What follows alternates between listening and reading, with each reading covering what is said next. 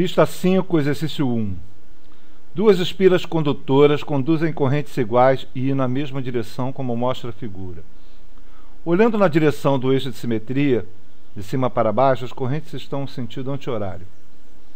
Se a corrente do circuito superior de repente cai para zero, o que acontecerá com a corrente do circuito inferior de acordo com a lei de Lenz? Aumentará, diminuirá ou permanecerá a mesma?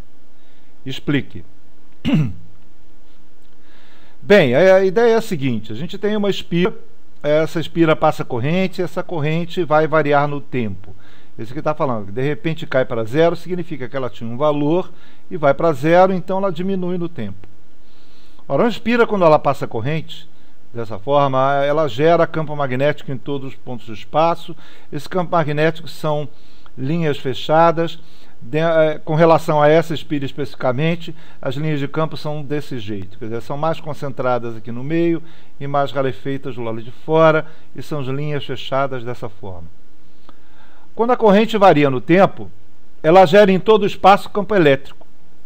Por simetria, o campo elétrico, por exemplo, nessa região, pela simetria das linhas, ele teria mais ou menos esse perfil aqui.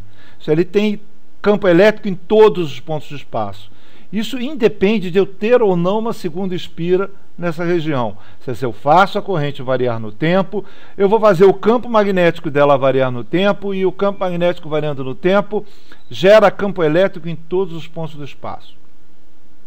Ora, se por acaso eu colocar uma segunda espira nessa região do campo elétrico gerado pela variação do campo magnético no tempo, isso é, na região do campo elétrico, o campo elétrico vai agir sobre a segunda espira. Vai agir sobre a segunda espira, gerando uma corrente induzida. Bom, e como o campo, no caso, a corrente está diminuindo no tempo, significa que o campo vai variar no tempo, diminuindo também. Então, se o campo também diminui no tempo, significa que o campo elétrico gerado por esse campo que diminui no tempo faz com que a corrente induzida na espira gere um campo magnético, certo? Se ele diminui no tempo, gere um campo magnético no mesmo sentido que o campo que atravessa a área da segunda espira.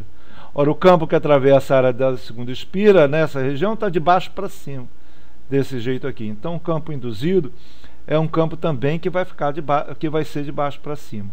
Isso é, a corrente induzida vai gerar um campo de baixo para cima. Isso significa que a corrente induzida também vai estar no sentido anti-horário, da mesma forma que a primeira. Então, se a corrente cai no tempo, ela vai gerar uma corrente induzida nesse sentido. Ora, essa corrente induzida aí depende do estado em que está essa segunda espira. No problema especificamente, a segunda espira já possui inicialmente, antes dela variar no tempo, ela já possui uma corrente também no sentido anti-horário. Isso significa o quê? Que quando essa corrente diminuir no tempo, ela vai gerar uma corrente induzida no sentido anti-horário. Isso significa que a corrente na segunda espira vai aumentar. Então, resumindo, se eu tenho essas duas espiras e essa aqui, de repente, ela cai no tempo para zero, o campo magnético vai diminuir no tempo, vai gerar um campo induzido no mesmo sentido que o campo externo e, consequentemente, uma corrente induzida no sentido anti-horário, que é quem gera esse campo induzido. Então, se a corrente na espira de baixo está no sentido anti-horário, significa que a corrente vai aumentar.